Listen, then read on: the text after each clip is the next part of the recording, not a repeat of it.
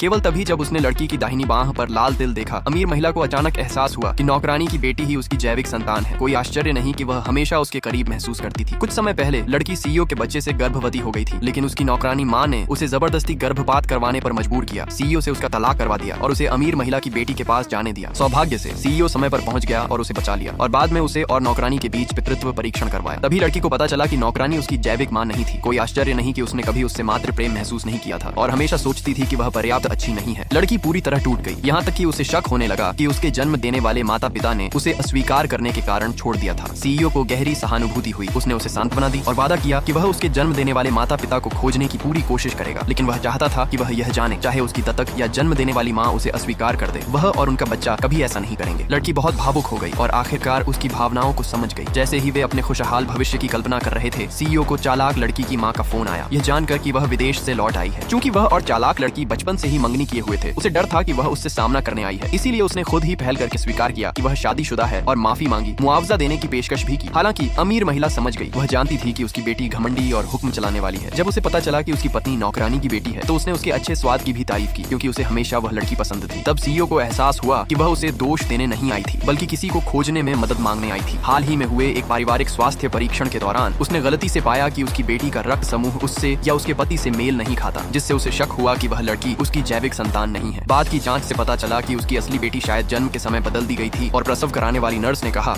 कि उसकी असली बेटी की दाहिनी बाह पर एक लाल तिल था। इसलिए उसने सीईओ से मदद मांगी। इससे पहले कि वह अपनी बात पूरी करती, सीईओ को अपने सहायक का फोन आया, जिसने गलती से सीईओ के पिता चेयरमैन को लड़की के बारे में बता दिया था। चेयरमैन पहले ही सीईओ के घर की ओर दौड़ चुके थे। इस चिंता में कि उसका पिता लड़की को परेशान करेगा, सीईओ जल्दी से घर पहुंचा, केवल यह देखने के लिए कि उसका पिता उसे उपहार दे रहा था। सीईओ को देखकर चेयरमैन ने उसे छुरी से मारा, उसे डांटते हुए कि उसने यह बात छिपाई कि लड़की उसके पोते से गर्भवती है। अप्रत्याशित रूप से लड़की, जिसका सीईओ के साथ एक संवेदनात्मक संबंध था, तीव्र दर्द महसूस करने लगी, जिससे चेयरमैन डर गया। लड़की ने जल्दी से समझाया कि उसे बस पैर में ऐंठन हुई थी, ताकि बात को संभाला जा सके। सीईओ ने इस मौके का फायदा उठाकर समझाया कि उसका पिता उसे चालाक लड़की से शादी करने के लिए दबाव डाल रहा था, इसलिए उसने सच बताने की हिम्मत नहीं की। हालांकि चेयरमैन ने कहा कि वह केवल एक पोता पाने के लिए उत्सुक था।